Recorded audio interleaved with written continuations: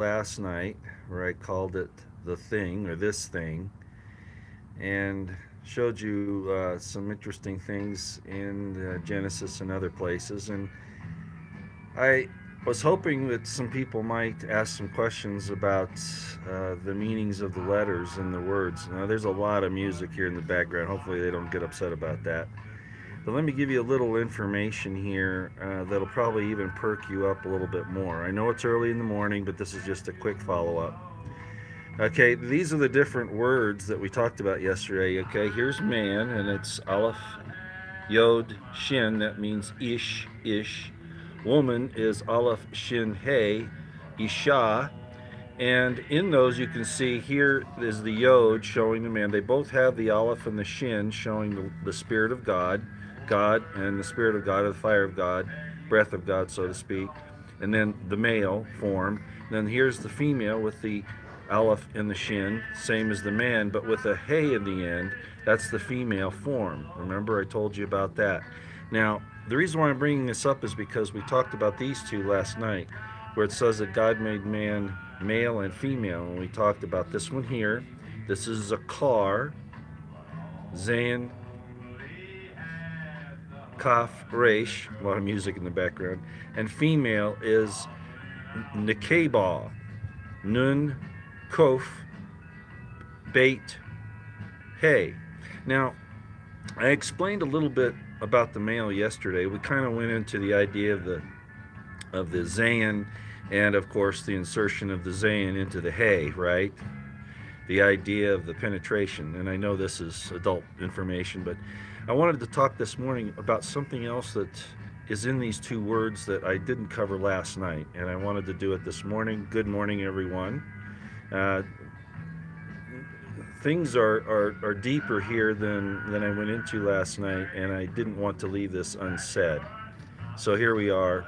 So let's go back. The male, Zayn, Kaf, Resh. Of course, this, we talked about the sword, the palm of the hand, and the head. That's what Resh is the head. But more importantly, the Resh is the frontal lobe. And I've talked about that before. It used to be that this had a face in the front to show specifically the frontal lobe. And in a male, of course, that is indicating logic, reason, planning, those types of things. Isn't that interesting? Well, in the female, we have the nun, which means, of course, the winged speedy messenger. A lot of people will say fish. The idea is movement, travel with ideas, um, that kind of a thing. A lot of the angels have a nun in them. The kof is the back of the head. They're bringing me some more coffee this morning. Hi, everybody. Hello. Thank you so much. You're welcome. Yes, I'm out to breakfast, and I'll show you around here in a minute as I usually do. But the nun, the kaf, or kof rather, the bait and the hay. So we have the hay again, like I was talking about, but notice this kof here.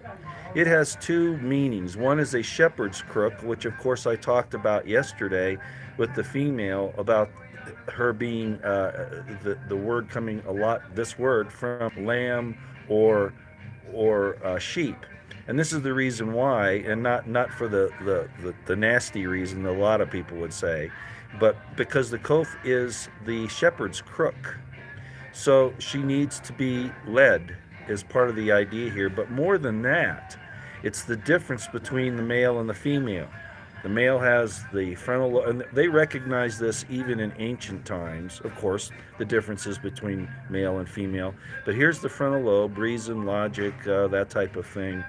This is more the back of the head. Now they really didn't understand, I don't think, the idea of the brain, how the brain worked. I could be mistaken, but they didn't have any other way of showing it in the Hebrew letters. So the frontal lobe, reason, logic, figuring things out, that kind of thing. The kof is, of course, the female brain. In other words, there's a difference in the brains even of the male and the female. This showing the frontal, this showing the back of the head, or in other words, like we know today, the differences between the male and female brains with the right and left lobes, for instance. And there are other differences.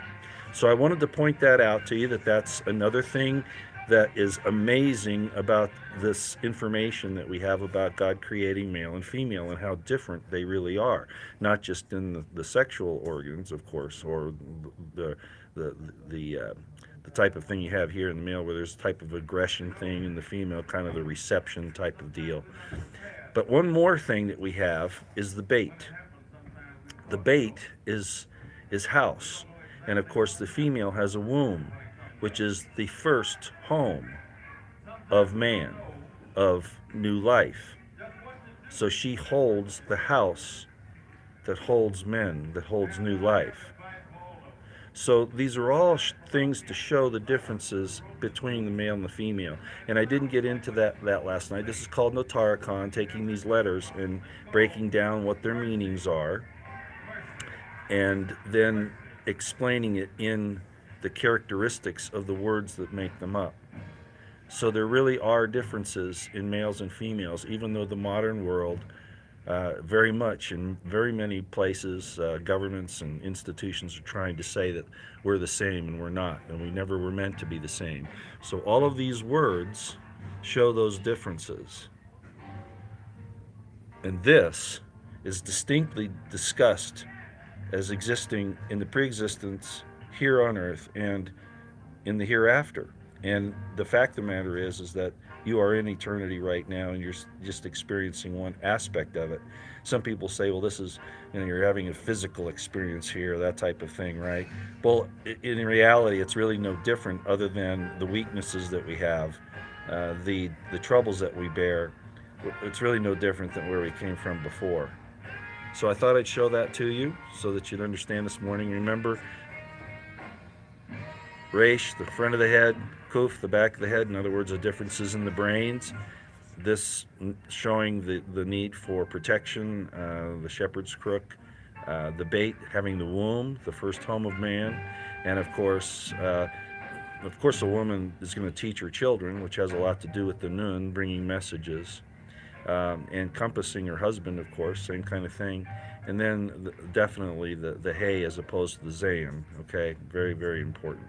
So I wanted to show you those things this morning, to show you that they're so important, and we need to embrace the male and female relationship, and to not let the world try to destroy this, because they're definitely in the middle of trying to do that. Now let me turn this around so you can see I'm actually in here